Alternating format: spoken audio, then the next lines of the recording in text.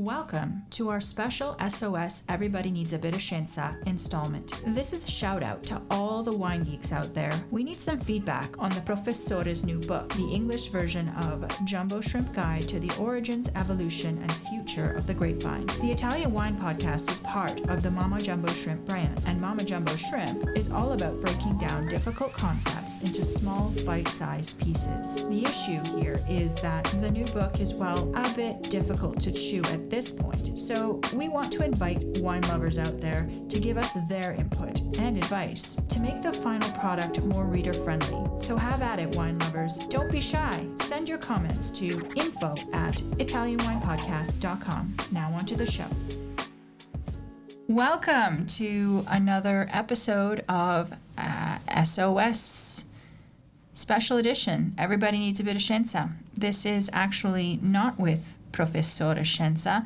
My name is Joy Livingston. I'm here with Richard Hough. A pale imitation, I'm afraid. And actually, Richard has been translating the Professore's new book, and we have yet to decide upon a title, so I'm not going to talk about that too much. But the idea here is to narrate for Richard to narrate a little bit of the book in each one of these episodes, so that listeners in the international wine community can tune in and perhaps give us their feedback, their ideas, opinions, thoughts, whatever, on this writing, and to see whether or not there is a way to make this more digestible for everyday readers, rather than something that belongs in a university context. Yeah, library. Yeah. So that's what's going on here, and I'm just stepping in today for Stevie, who usually does these. She's jet setting off in New York, and Richard.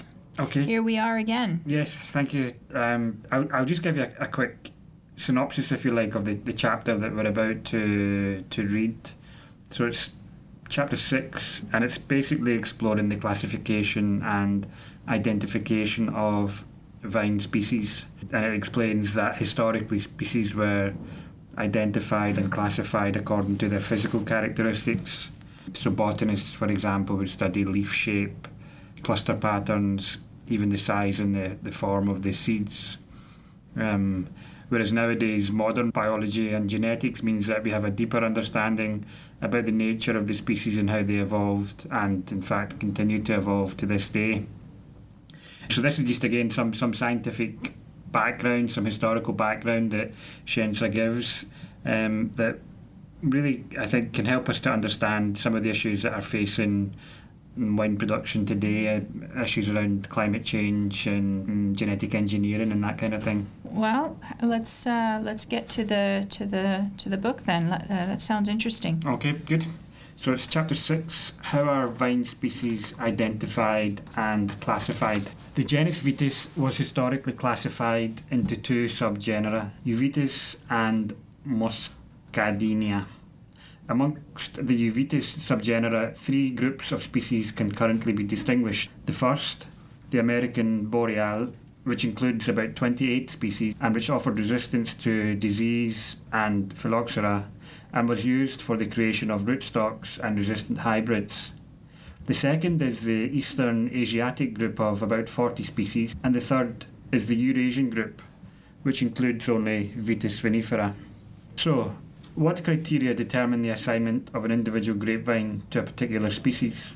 Ernst Mayr, the renowned German-American epistemologist, answered this question in a provocative way, stating that the difference between two species is as clear as that between the lion and the tiger.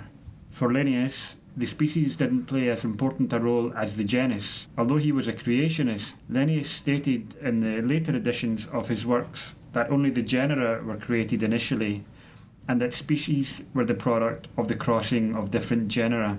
Darwin also viewed the species as something purely arbitrary, an invention by taxonomists for sheer convenience.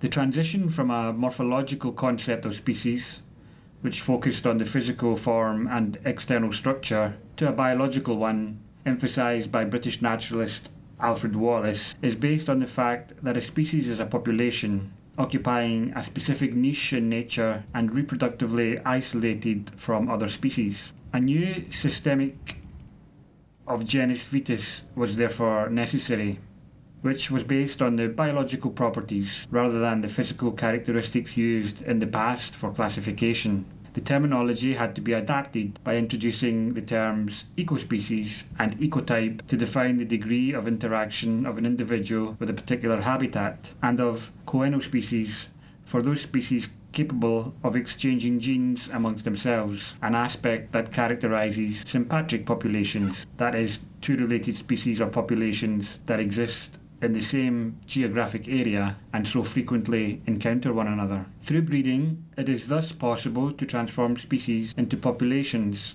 and to remove the differences between Eurasian and North American species, recomposing that geographical integrity and genetic continuity interrupted by the tectonics of the continents and by the glaciations. Although the methods of molecular biology have greatly improved the possibility of studying the relationship between species, the results of interspecific hybridization and introgressive hybridization are still difficult to interpret. The frequency of such phenomena calls into question the standard paradigm of evolutionary theory represented by classical phylogenetic models. Spontaneous hybridization or crossbreeding events have occurred both in the distant past and more recently, for example, in response to climate change. In particular, in the United States, the north-south orientation of the Rocky Mountains favoured the movement of species during the glacial and interglacial periods within the North American continent. Spontaneous hybridization or crossbreeding events have occurred both in the distant past and more recently,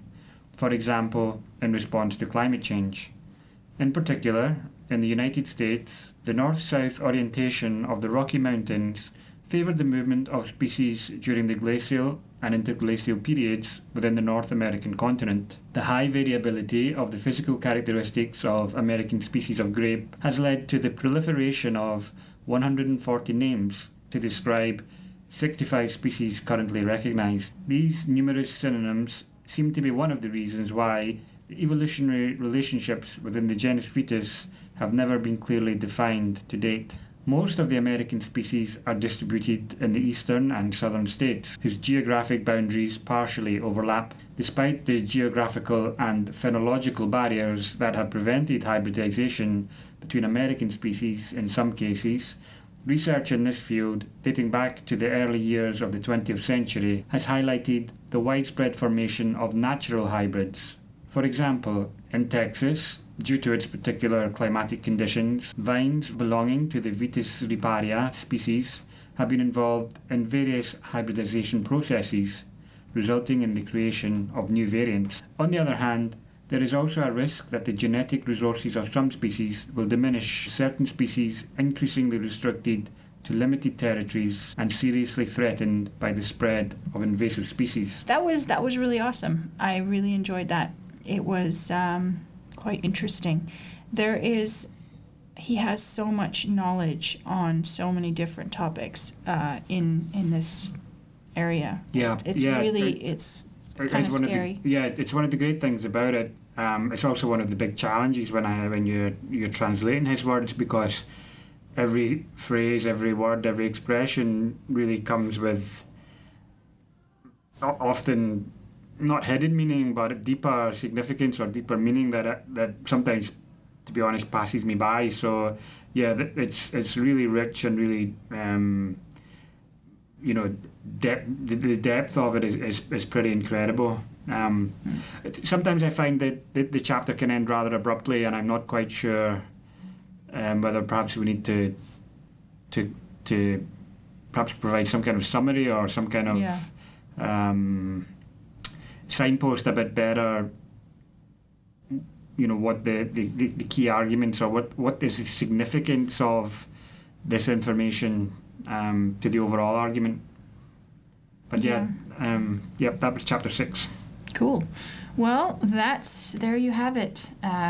To all our listeners, I hope that yeah, if you enjoyed that and you have any comments or thoughts on how we can make it more bite-sized for the general reader, because of course, as I have been saying, this is intended for the Jumbo Shrimp Guide series, and of course that's all about making very large, complex ideas simple and easily accessible to all. So this is what we're doing, and I hope you will come back again next week for another installment of SOS Special Edition. Everybody needs a bit of Scienza. With that, it's a wrap.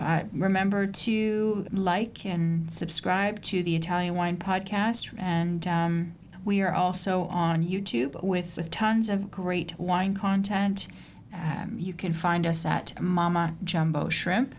And yeah, that's it. See you next time. Thanks, Joy. Bye.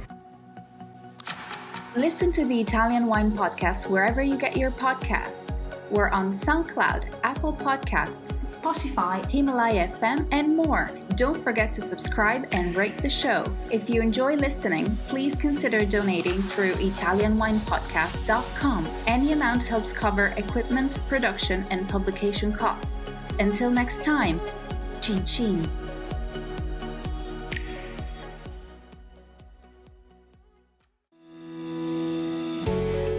Hi guys, I'm Joy Livingston, and I am the producer of the Italian Wine Podcast. Thank you for listening. We are the only wine podcast that has been doing a daily show since the pandemic began. This is a labor of love, and we are committed to bringing you free content every day. Of course, this takes time and effort, not to mention the cost of equipment, production, and editing. We would be grateful for your donations, suggestions, requests, and ideas. For more information on how to get in touch, go to ItalianWinePodcast.com.